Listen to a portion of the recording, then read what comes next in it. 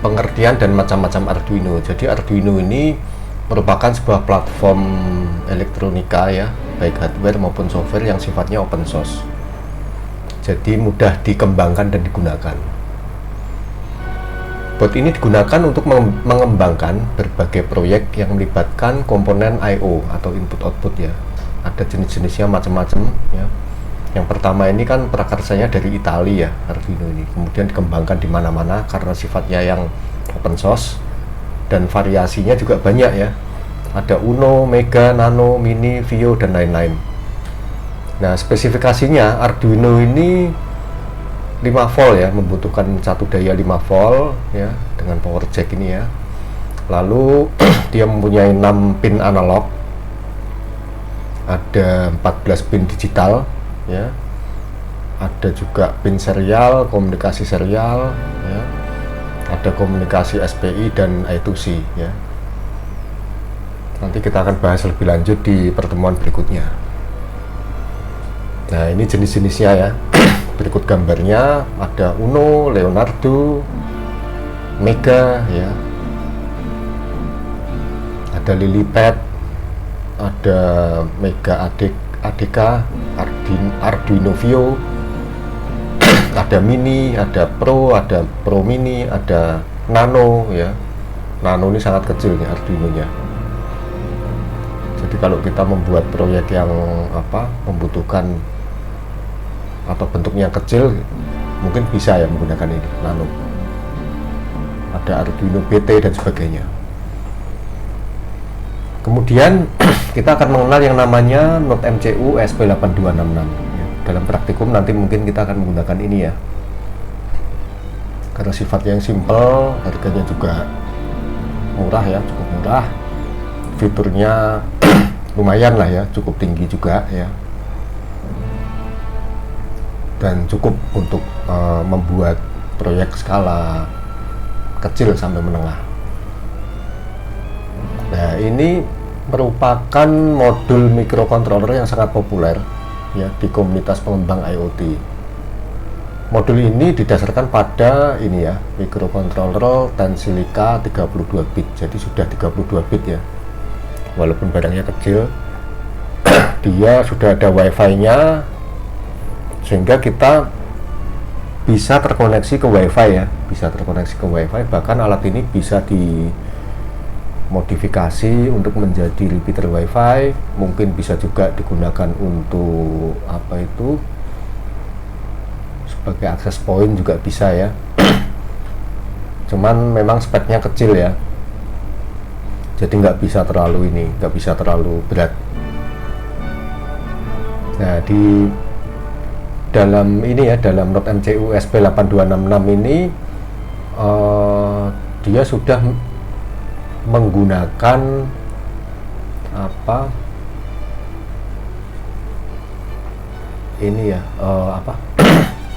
tegangan operasi ya, menggunakan tegangan operasi 3,3 volt.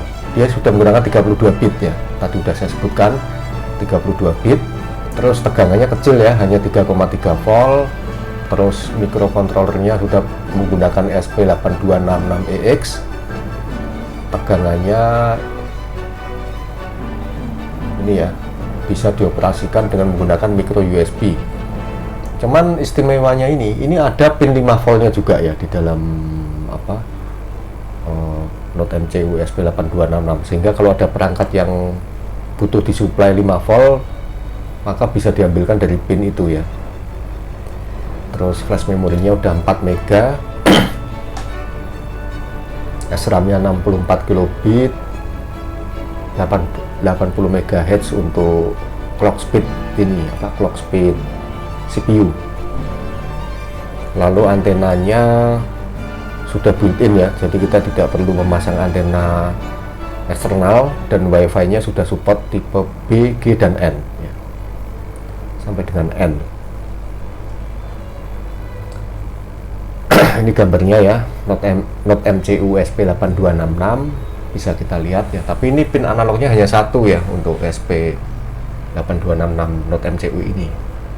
Jadi kalau kita mengendalikan lebih dari satu perangkat analog ya, itu secara default nggak bisa ya, tapi kita bisa istilahnya itu membuat rekayasa ya sehingga pin analognya bisa lebih dari satu, bukan pinnya, maksudnya alat ya, alat yang dikendalikan oleh satu pin analog itu bisa lebih dari satu gitu ya, dengan kita melakukan switching di aplikasi.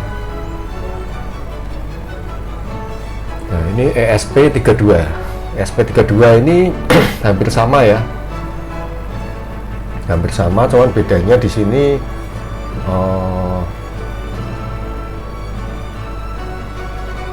ada pin analog input ya, lumayan lumayan banyak, ada pin digital I/O 36, jadi pinnya lebih banyak ya. Terus SPI nya 4, I2C nya 2 ya. Jadi cukup banyak ya, cukup canggih ini. Clock speednya juga lebih kencang ya, 160 MHz. Terus flash memory 4 MB, sehingga alat ini sudah ini ya, maksudnya sudah cukup mumpuni ya, cuman tentunya harganya lebih mahal daripada ESP8266.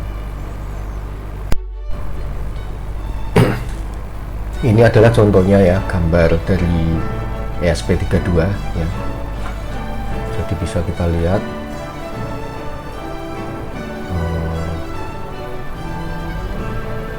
di sini pin-pinnya ya,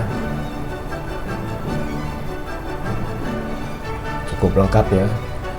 Jadi kita bisa menggunakan ESP32 ini apabila kita ingin membangun sebuah project IoT yang lebih kompleks ya. Nah, ada lagi namanya STM32. STM32 ini merupakan serangkaian microcontroller 32 bit juga ya. Ini diproduksi oleh perusahaan ST Microelectronics ya. Ini arsitekturnya ARM ya, Cortex-M. Dia mempunyai kinerja yang tinggi dan efisiensi daya yang baik ya. Jadi daya penggunaan dayanya itu cukup efisien, tapi performa dan kinerjanya cukup tinggi ya. Ini dia bisa digunakan untuk berbagai macam tujuan ya, fleksibel, kinerja tinggi, dan komunitas pengembang yang banyak. Ini speknya ya kayak gini ya, 32 bit, sama ya, menggunakan 3,3 volt, tegangan masukan 7-12 volt ya, ADC nya 1, pin analognya mirip dengan Node MCU, lalu pin digitalnya ada 16 ya, ada watt nya 2, ada SPI, I2C ya, dengan flash memory 6 MB, RAM nya 64 KB ya. Kecepatan sama ya, sama dengan Node MCU ESP8266 ini ya. Oke, ini gambarnya seperti ini kurang lebih ya. Yang berikutnya adalah Raspberry Pi ya. Raspberry Pi ini cukup canggih ya, dia merupakan serangkaian komputer papan tunggal ya, atau single board computer ya, SBC, yang dikembangkan oleh Raspberry Pi Foundation ya, sebuah organisasi nirlaba ya di Inggris. Jadi Raspberry Pi ini berasal dari Inggris. Nah, tujuan utamanya ini adalah untuk mempromosikan pengajaran ilmu komputer dasar di sekolah-sekolah dan negara berkembang. Jadi sebenarnya Raspberry Pi ini udah termasuk komputer ya, komputer kecil dengan board kecil ya, single board ya, istilahnya single board komputer. Nah, dia itu sudah support berbagai macam fitur ya. Nah, ini dari yang versi 1 ya, versi 1 ini udah menggunakan Broadcom PCM 2835 ya. Udah ada HDMI nya, micro USB untuk power ya, GPIO dan sebagainya. Sekarang udah mencapai versi 4 model B ya. Ini RAM-nya kebanyakan yang di pasaran sudah 4 atau 8 GB ya, 8 GB. Nah, ini portnya udah ada 2 USB 2.0, ada 2 USB 3.0 ya.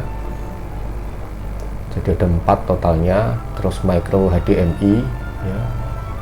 Ada audio jack out, ada Ethernetnya, ada USB-C untuk power, ada GPIO, DSI, CSI, ada WiFi juga ya, ada Bluetooth.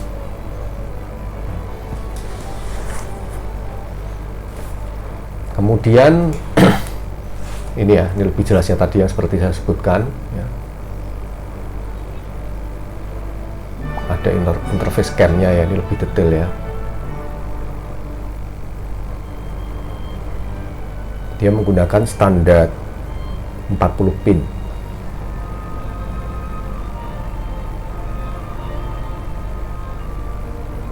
Ini gambarnya ya. Ini adalah 40 pin yang tadi saya sebutkan. Di sini ada konektivitas keluar ya, GPIO, ada I2C ya, dan sebagainya. Ini untuk kameranya. Ini menggunakan micro SD ya, jadi OS-nya diinstal di micro SD berupa mungkin bisa menggunakan Raspbian atau Ubuntu Mate dan sebagainya. Setelah diinstal maka dia akan boot up dan kita bisa menjalankannya seperti layaknya kita menggunakan sebuah komputer.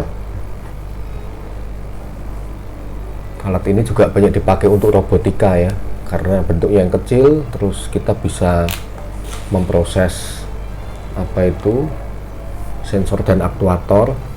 Kita bisa menjalankan berbagai macam bahasa pemrograman ya di sini. Yang populer itu menggunakan Python ya kalau mengcoding di Raspberry Pi. Di samping yang lain ya banyak ya, sebenarnya dengan shell atau dengan menggunakan bahasa C bisa juga ya. Apa saja bisa ini, yang penting bahasa pemrogramannya bisa mengakses ke interface-nya ya, ke I/O dari ini ya, terus bisa ke I2C-nya, bisa ke kamera, ke USB dan sebagainya. Ada lagi namanya Jetson Nano ya. Jetson Nano itu juga sama ya, sejenis komputer juga ya, komputer papan tunggal juga, yang mana dia fokusnya pada GPU ya. Jadi dia memiliki modul GPU dirancang khusus untuk mendukung pengembangan dan implementasi aplikasi grafis dan artificial intelligence atau kecerdasan buatan. Karena untuk melakukan training atau proses dari AI itu banyak menggunakan CPU dan GPU. Jadi ada tambahan GPU-nya ya. Kalau hanya CPU saja itu nggak bisa maksimal. Terus mikroprosesornya juga udah quad core ya. Jadi udah kayak Raspberry juga ya. Ini kan quad core juga untuk Raspberry. Nah ini.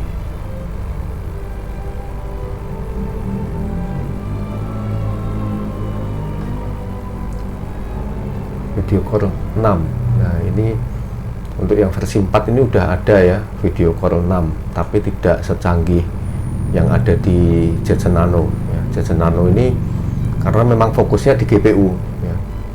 Kalau di Raspberry ini mungkin dia mulai dikembangkan sehingga dia sudah support OpenGL ES30 ya, H265 ini ya, udah up to 4K per P60 ya.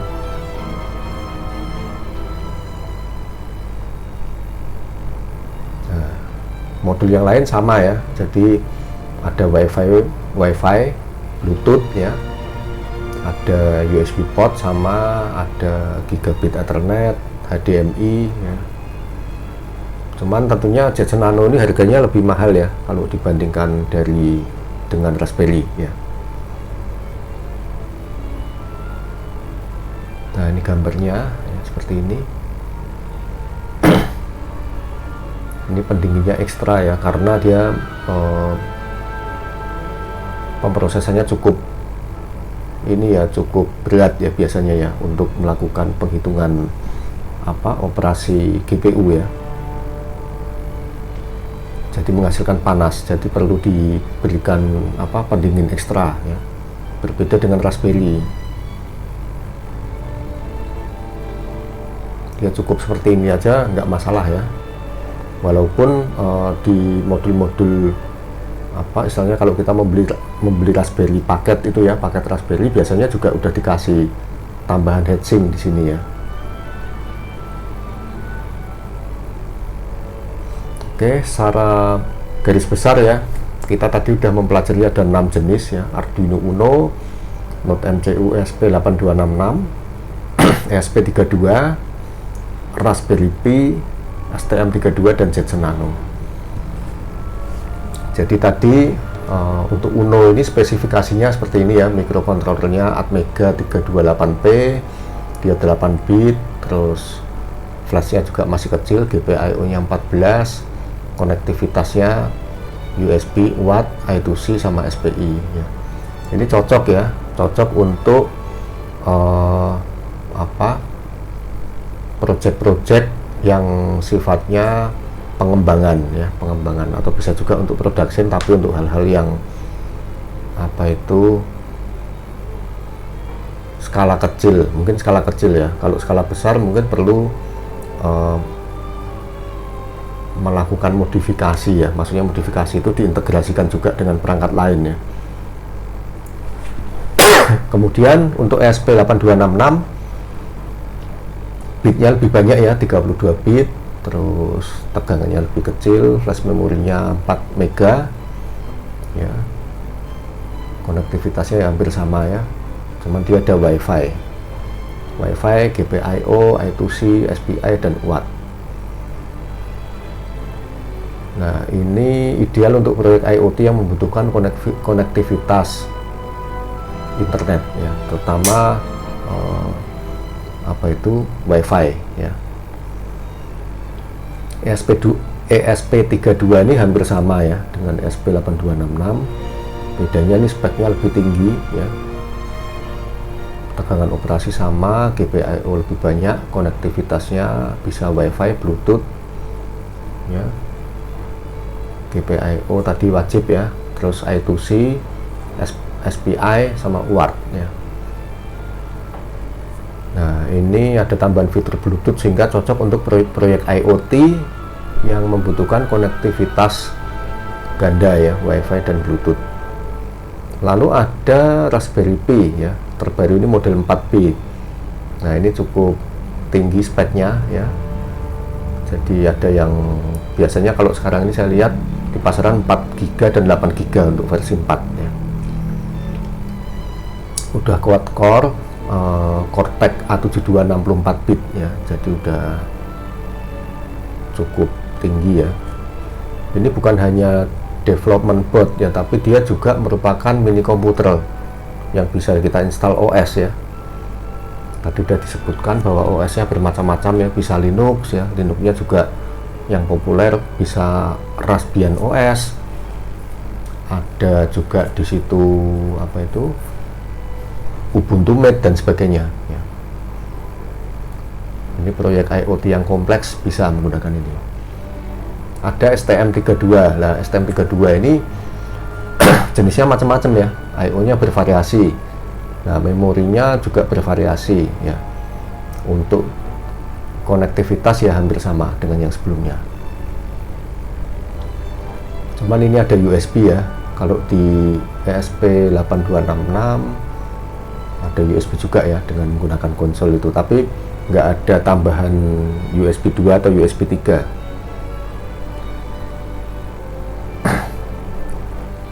Nah, ini bisa digunakan untuk berbagai aplikasi termasuk IoT, sistem otomotif dan peralatan rumah tangga. Kemudian yang keenam, Jetson Nano ya. Ini mempunyai GPU ya 128 core CUDA. Prosesornya adalah CPU ARM Cortex A57 quad core 64 bit. Memorinya 4 GB ya. 4 GB, konektivitas USB, HDMI, GPIO, CSI, I2C dan sebagainya. Nah, ini sangat cocok untuk aplikasi AI ya, AI deep learning ya, terus juga pengolahan data yang sifatnya paralel. Baik, terima kasih atas perhatiannya. Semoga